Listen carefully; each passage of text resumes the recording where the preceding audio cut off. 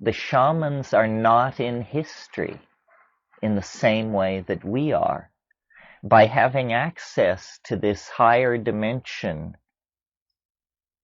that they go to in their trance states and their states of intoxication, they gain a fractal overview on process, on life.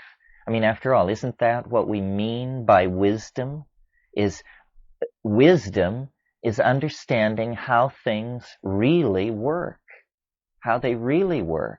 Love affairs, the raising of children, the managing of corporations, the prosecution of wars. How do these things really work? Not the deluded and fumbling attempts of the proponents of this or that school, but a Taoistic insight into the actual appropriate dynamics of everything.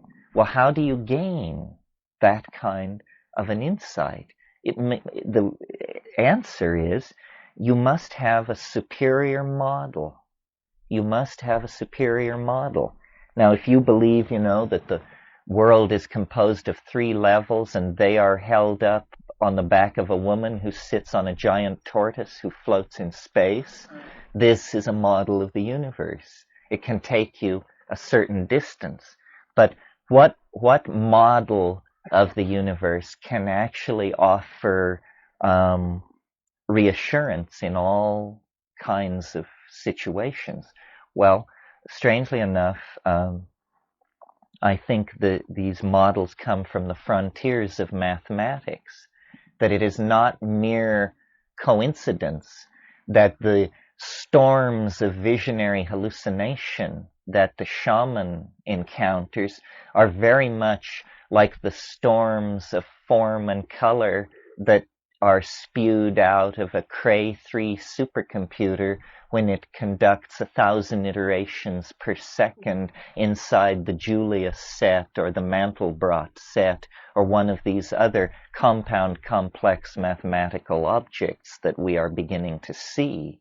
You see, mathematics up to this point has been a computational science because mathematicians used pencils and blackboards and chalk to describe their objects, and consequently an excruciatingly difficult vocabulary kept most people from appreciating what mathematics was about.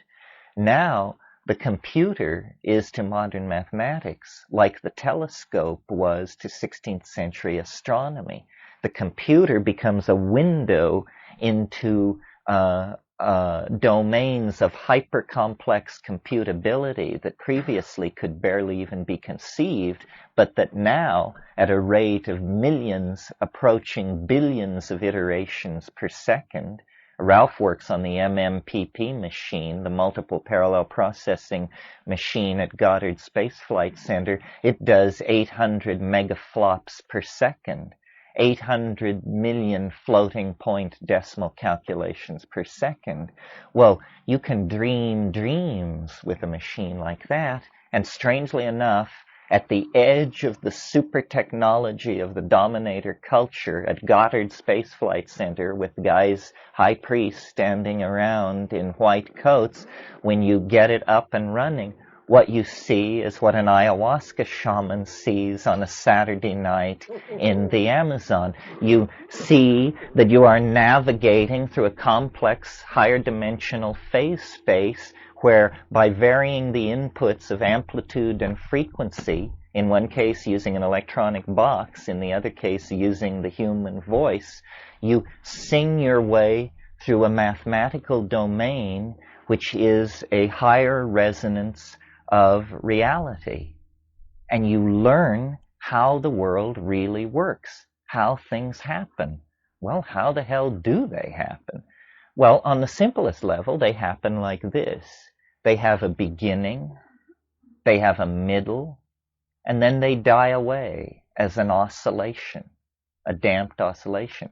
Now, this simple truth to which we all nod assent is in fact the hardest thing, the hardest swallow there is for the dominator ego and the dominator personality. Because what this simple truth says, things come into being, they achieve their inflorescence and they fade away, is, as Heraclitus put it, pantitrea. All flows. Nothing lasts. Nothing is saved. And this is, our glory and our agony. That,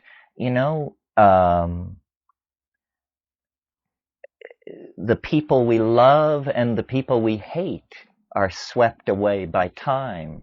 Empires, dynasties, continents are swept away by time. And yet our search for security is cast in the dominator culture as a search for permanence. I want to buy a house. I'd like to get my trust fund functioning a little better. I'd like to pay off X, Y, and Z. A search for permanence. So what you do when you do that is you set yourself at war against the cosmos, which is a heroic stance if you're trying to produce Melvillian opera out of your life. Ahab says in Moby Dick, he's talking to his first mate, Starbuck, who signifies Christian right reason. And he says, he's raving about going after the whale. And he says, we'll chase it over both sides of earth and round perdition's flame. And Starbuck says, to seek revenge on a dumb brute seems blasphemy. And he says, blasphemy, Starbuck? Speak not to me of blasphemy. I would strike out the sun if it insulted me. For could it do that, then could I do the other, since there is ever a sort of fair play. Well, this is locker room talk. The notion that there is fair play between a man and a nearby star is the finest expression of the dominator ego I can imagine. And of course, the story of Moby Dick can be read on many levels, but finally it is the story of the submersion of the male ego in the oceans of the unconscious, born to its destruction and transformation by an encounter with the maternal matrix in the form of the vagina dentata of the sperm whale and everything that it symbolized. So I don't think we want to go that way. I don't think we want to set ourselves up as the crusaders for permanence, but that means softening to the fact of the flow and of the impermanence. Nicole has made the point very eloquently that these people in the Amazon have nothing. The wonderful thing about the Amazon is that nothing lasts. Nothing is worth having. I mean, a book, forget it. Clothing, houses, everything is just swept away by the incessant recycling of material. So all that is permanent are values, personality, strength, honesty, decency, dignity. These are things which can be erected against the flow and have some hope of permanence. So I think, shamanism is permission to transcend anxiety by accepting the transience of all form. And this is a truth of the universe that cannot be ignored. So once it is integrated, then it's as though resistance in the electrical circuits that surround your integration into the world begins to fall. You accept that the present moment is the richest apex of being, that on the downside back into the past, it shades off into memory and its vagaries. In the future, it shades off into a series of adumbrations and anticipations.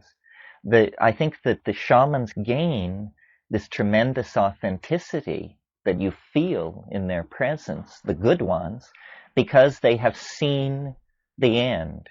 They have a model of how process happens, and so they don't push and they don't clutch, and then energy flows through them. And our civilization has to learn this.